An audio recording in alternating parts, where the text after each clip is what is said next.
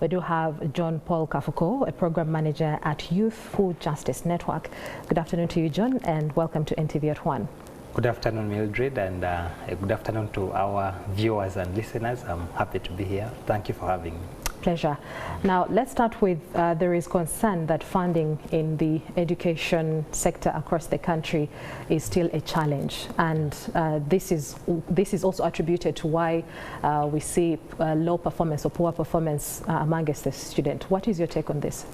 Yeah, that should be part of the reason why we are having low performance, because if you look at the Auditor General's report of last year, year ended December 2024, you look at, you see that the ratio of teachers to students is below standard. I think it's supposed to be 1 to 53, but it's about 1 to 75.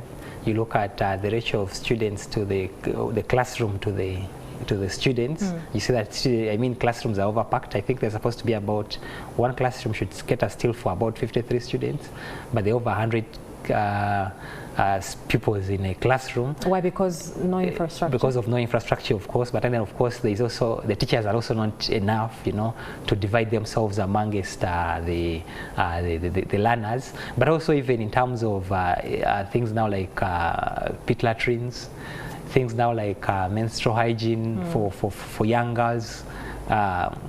That equipment they need, the pads, the towels, Many of these young kids have been leaving school, they have been missing school. I think the Auditor General pointed out about 64% have missed some, either class or something, because of menstrual hygiene. So you're saying that government is not investing so much in menstrual hygiene for girls.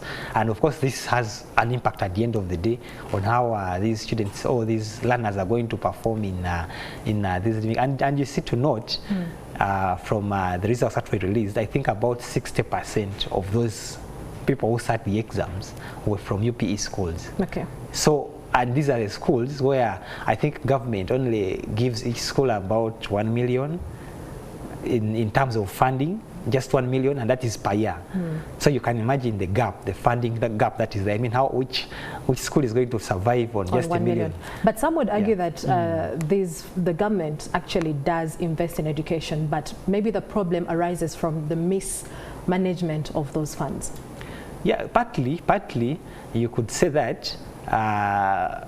First of all, now like this financial year we are in, I think our education budget is about 8% of the entire budget. Entire budget is about 72 trillion. So just 8% of that is our education budget, which is still below par in terms of the regional standards. Because I think according to the regional standards, it's supposed to be about between 15 and 20% of the budget should be dedicated to education. So, but with that said, of course, I agree that there is still a misuse of funds somewhere.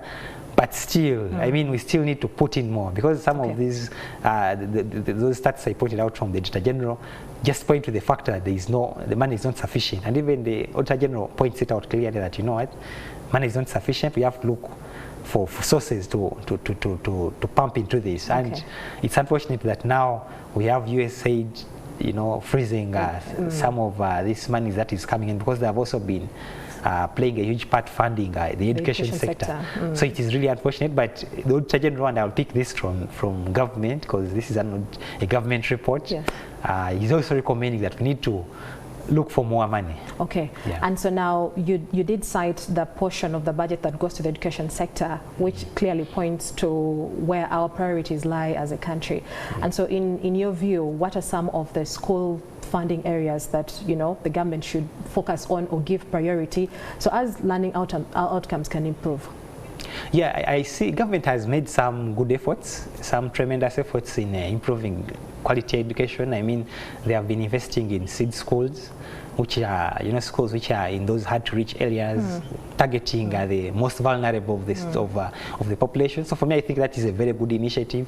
Make sure everyone has access to good quality education, but also in terms of welfare for the learners. I don't think 1 million for each student is really enough for an entire year. You have about 3 terms in an entire year. So then what should the government do to improve on the financing of the education as we wrap up? No, we should increase the funding. I should put it that way. I mean, it's a matter of prioritizing education, because recently you saw there's a classified supplementary budget which was passed for, I think, State House to buy vehicles and all that. Okay. But if you compare the vehicles and the education, which one comes first? Or So even, from 8% to what percentage of the budget? To about 15 at least. At least, yeah. Okay. To have quality education for all learners. All right. Thank you so much, John Paul Kafuko, Program Manager at the Youth for Justice Network. They have had your